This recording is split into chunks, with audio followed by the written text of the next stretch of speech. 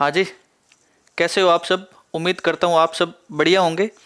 और आरएस की तैयारी करने वाले स्टूडेंट्स के लिए आरपीएससी ने एक बहुत ही बड़ा धमाका कर दिया है। उस धमाके की जो न्यूज़ है वो आप तक आ ही गई होगी। आरएस के सिलेबस में आरपीएससी ने है वो कुछ मेजर चेंजेस किए हैं। तो अभी उन जो बदलाव किए गए हैं उनके बारे में अपन है वो थोड़ा सा जानेंगे। आपने स्टार्टिंग से ही अगर मेरे वीडियो देखे हो तो मैं हमेशा कहता था कि आरपीएससी जो है वो आरएस के एग्जाम में यूपीएससी या आईएएस का है वो ट्रेंड लाएगी। अपने को है वो रटने की बजाय एनालिटिकल अप्रोच पर काम करना होगा। अपन को प्रमाणिक या मूल किताबों का जो है वो अध्ययन करना होगा। ये बातें आपने मेरे मुंह से है वो कई बार सुनी होगी। और आरएस का ये सिलेबस जैसे ही चेंज हुआ, इस सिलेबस में जो जो चीज़ें जोड़ी गई उन चीज़ों को आपको देख कर ये बात पक्की हो जाएगी कि भाई जो मैंने बात कही थी वो बिल्कुल सही थी।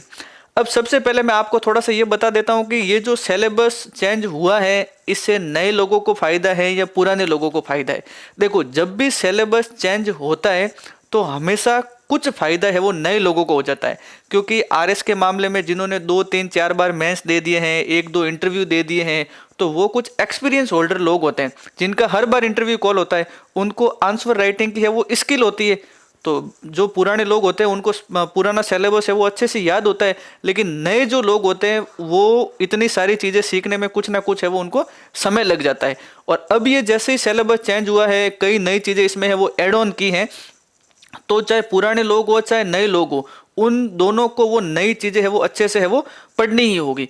दूसरा ये होता है कि जब भी सिलेबस चेंज होता है तो हमेशा एग्जाम है वो एग्जाम में जो क्वेश्चन आते हैं, जो प्रश्न आते हैं, उनको ज़्यादा डेप्थ में जाकर के ना पूछ करके सरफेस लेवल से है वो प्रश्न आते हैं। तो पहली बार जो मेंस का पेपर होगा, दूसरी बार जो मेंस का पेपर होगा, वो ऐसा हो सकता है, मैं श्योरिटी के साथ नहीं कह रहा हूँ, ऐसा हो सकता है कि आरपीएससी है वो सवाल सरफेस लेवल से दे, ज़्यादा डेप्थ में नहीं जाए। तो अब अपन थोड़ा सा सिलेबस के बारे में देख लेते हैं कि भाई क्या क्या है। सबसे पहले ये लिखा हुआ ये अटेंशन प्लीज, आरएस मेंस में बड़ा बदलाव। आरएस प्री का क्यों नहीं लिखा है? क्योंकि प्री में लगभग 95% चीज़ें तक वो की वो सेम है। कुछ छोटे मोटे बदलाव है उन पर भी अपन बात कर लेंगे, लेकिन पहले अपन मेंस पे बात कर लेते हैं। तो सबसे पहले ये जो मार्किंग सिस्टम दे रखा है कि भाई किस टॉपिक से या किस सब्जेक्ट से है वो कितने सवाल आएंगे। पहले कितने नंबर का आता था वो भी मैं आपको साथ साथ बताऊंगा, और अब इस न्यू पैटर्न में है वो आरपीएससी ने क्या किया है वो भी मैं आपको बताऊंगा। जैसे अपना जो पहला पेपर है जिसमें हिस्ट्री, इकोनॉमिक्स और 3 छोटे सब्जेक्ट होते थे, उनकी मार्किंग है वो दे रखी है। सबसे पहले बता रखा है इकाई फर्स्ट हिस्ट्री के बारे में। जो हिस्ट्री होती है जिसमें राजस्थान की हिस्ट्री है, इंडियन हिस्ट्री है, वर्ल्ड हिस्ट्री है, और ये तीनों हिस्ट्री मिला करके है वो कितने नंबर की है? 70 मार्क्स की। अब 70 मार्क्स की है तो इसमें 8 प्रश्न जो आएंगे वो तो आएंगे 5 नंबर के, क्योंकि ये जो कल शेड्यूल आरपीएससी ने जो ये फॉर्मेट चेंज किया है इसमें 2 मार्क्स के जो प्रश्न है उनको पूरी तरह से क्या कर दिया है? रिमूव कर दिया है। अब आरएस के एग्जाम में 2 मार्क्स के है वो प्रश्न आएंगे ही नहीं, केवल कौन से मार्क्स के आएंगे? 5 मार्क्स के और 10 मार्क्स के। ठीक है, तो सबसे पहले तो कह दिया कि भाई हिस्ट्री के जो सवाल आएंगे वो 8 प्रश्न आएंगे 5 नंबर के, और 3 सवाल जो आएंगे वो आएंगे बड़े और वो आएंगे 10 अंक के। तो 8 प्रश्न 5 अंक के आएंगे तो कितने अंक के हो गए? 40 तो ये और 30 ये, तो इस प्रकार हिस्ट्री जो आएगी वो कितने नंबर की आएगी? 70 नंबर की। एक इसमें 10 मार्क्स वाले सवालों में ये थोड़ा सा बदलाव किया है कि पहले 10 मार्क्स के जो सवाल है उनका आंसर लिखना होता था 100 शब्दों में, और अब जो है वो 10 मार्क्स वाले जो सवाल आएंगे उनका जो आपको आंसर लिखना होगा वो लिखना होगा 150 शब्दों में। तो एक ये भी बदलाव किया है। तो 5 मार्क्स के सवाल आएंगे वो कितने आएंगे? 8 सवाल, और 10 मार्क्स के जो सवाल आएंगे वो कितने आएंगे? वो आएंगे 3 सवाल। मतलब टोटल जो है वो हिस्ट्री है वो कितने नंबर की आएगी? 70 नंबर की, जिसमें राजस्थान हिस्ट्री, इंडियन हिस्ट्री और वर्ल्ड हिस्ट्री भी शामिल है। दूसरा, पहले पेपर में दूसरी जो इकाई है, दूसरी जो यूनिट है वो है इकोनॉमिक्स की।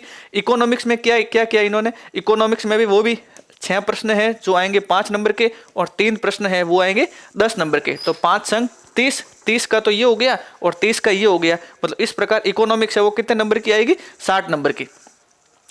अगला जो वही पहले पेपर में जो अपने छोटे सब्जेक्ट है, सोशियोलॉजी, मैनेजमेंट और अकाउंटिंग एंड ऑडिटिंग। तो इस अकाउंटिंग एंड ऑडिटिंग में तो आपको पता ही है जो ये छोटे सब्जेक्ट थे इनमें पहले ही 10 मार्क्स के सवाल आते ही नहीं थे, और अब जो है अब इनमें से 2 मार्क्स के सवाल भी हटा दिए तो केवल कितने मार्क्स के सवाल आएंगे? 5 मार्क्स के।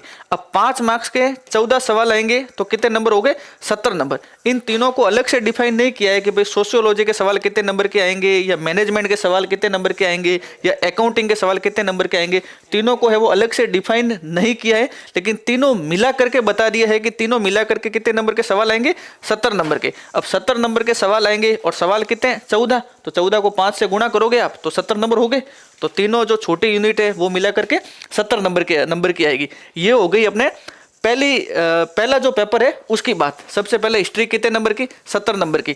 दूसरी जो यूनिट है इकोनॉमिक्स कितने नंबर की? 60 नंबर की। और तीसरी जो यूनिट है, ये तीनों यूनिटें मिला करके कितने नंबर की आएगी? 70 नंबर की। और एक इसमें जो बड़ा बदलाव है वो मैंने आपको बता दिया कि पहले 10 मार्क्स के सवाल आते थे, वो लिखने होते थे 100 शब्दों में, और अब 10 मार्क्स के जो सवाल है वो लिखने होंगे 150 शब्दों में। तो ये बात हो गई अपने पहले पेपर की। अब अपन थोड़ा सा आगे चलते हैं। दूसरा जो पेपर है वो आपको पता ही है, उसमें अपने 3 यूनिट है, एथिक्स, ज्योग्राफी और साइंस एंड टेक्नोलॉजी। तो सबसे पहले एथिक्स के बारे में देख लेते हैं, जिसका जो लिखा हुआ है सिलेबस में वो लिखा हुआ है प्रशासकीय नीति शास्त्र। अब प्रशासकीय नीति शास्त्र में क्या है, वही 7 सवाल जो आएंगे वो आएंगे 5 नंबर के, और 3 सवाल जो आएंगे वो आएंगे 10 नंबर के। तो टोटल एथिक्स है वो कितने नंबर की आएगी? 65 नंबर की। 2 मार्क्स के सवाल हटा दिए पूरे सिलेबस में से, तो सीधी सी बात है कि 7 सवाल तो आएंगे 5 नंबर के और 3 सवाल आएंगे 10 नंबर के। तो ये हो गए 65 अंक। तो एथिक्स कितने नंबर की आएगी? 65 नंबर की। दूसरा एक जो दूसरी यूनिट है साइंस एंड टेक्नोलॉजी वाली, उसमें एक और बड़ा बदलाव किया है कि जो दूसरी यूनिट है साइंस एंड टेक्नोलॉजी वाली, उसमें 2 मार्क्स के सवाल भी नहीं आएंगे और 10 मार्क्स के सवाल भी नहीं आएंगे। इस चीज को आपको थोड़ा सा ध्यान रखना है। तो आप जो साइंस एंड टेक्नोलॉजी पढ़ो, साइंस पढ़ो, उसमें जो भी टॉपिक दिए हुए हैं उनको जब याद करो तो एक माइंड में ये दिमाग ऐसे होनी चाहिए कि भाई इसमें से बड़ा सवाल आएगा ही नहीं। तो साइंस में ना तो 2 मार्क्स का सवाल आएगा, ना ही 10 मार्क्स का सवाल आएगा। देखो ये लिखा हुआ है, साइंस में सीधे सीधे है वो 14 प्रश्न आएंगे, प्रत्येक प्रश्न 5 नंबर का। तो टोटल नंबर है वो कितने हो गए? 70 नंबर। और एक ये मैंने नीचे नोट भी लगाया है कि साइंस में बड़े प्रश्न 10 अंक के नहीं है, केवल मध्यम प्रश्न है। मतलब केवल कौन से? 5 नंबर वाले प्रश्न है। 10 मार्क्स के और 2 मार्क्स के जो प्रश्न हैं वो साइंस और साइंस एंड टेक्नोलॉजी में नहीं आएंगे। और साइंस कितने नंबर की आएगी? 70 नंबर की। तीसरी जो यूनिट है वो है ज्योग्राफी। ज्योग्राफी में वही 7 प्रश्न जो है वो तो आएंगे 5 अंक के, और 3 प्रश्न है वो आएंगे 10 अंक के। मतलब ज्योग्राफी कितने नंबर की आएगी? 65 अंक की। तो ये बात हो गई दूसरे पेपर की। दूसरे पेपर में 3 सब्जेक्ट है। सबसे पहला जो सब्जेक्ट है वो है एथिक्स, फिर साइंस एंड टेक्नोलॉजी, फिर है ज्योग्राफी, जिसमें साइंस एंड टेक्नोलॉजी में 2 मार्क्स के साथ साथ है वो 10 मार्क्स के प्रश्न भी नहीं आएंगे। तो ये बात हो गई दूसरे पेपर की। अब अपन थोड़ा सा आगे चलते हैं। आगे जो अपना जो पेपर है वो है पेपर नंबर 3, जिसमें अपने पॉलिटी, IR, पबेड और 3 छोटी यूनिट थी। तो तीसरे पेपर में सबसे बड़ा बदलाव उन्होंने एक तो ये किया है कि RS के सिलेबस में जो GK GS के जो 3 पेपर है उसमें सबसे ज्यादा मार्किंग या सबसे ज्यादा मार्क्स अगर किसी सब्जेक्ट को दिए हैं तो वो दिए है पॉलिटी को। सबसे पहले तो ये ध्यान रखना है कि पॉलिटी है वो कितने नंबर की कर दी इन्होंने? 85 नंबर की। 85 नंबर की इन्होंने पॉलिटी है वो कर दी है। और स्पोर्ट्स एंड योगा का जो एक पोर्शन था 20 नंबर का तीसरे पेपर में, उसको स्पोर्ट्स एंड योगा को है वो हटा दिया है। हालांकि स्पोर्ट्स एंड योगा की कुछ चीजें है वो उन्होंने इस पॉलिटी वाले सेक्शन में है वो ऐड की है, लेकिन पॉलिटी का अब जो वेटेज है वो कितना कर दिया है इन्होंने? 85 नंबर का। तो एक बार थोड़ा सा देखते हैं। वही भारतीय राज व्यवस्था, IR और करंट के मामले, इसमें 11 प्रश्न आएंगे 5-5 अंक के, और 3 प्रश्न है वो आएंगे 10 अंक के। इस प्रकार पॉलिटी कितने नंबर की होगी इनके? 85 नंबर की।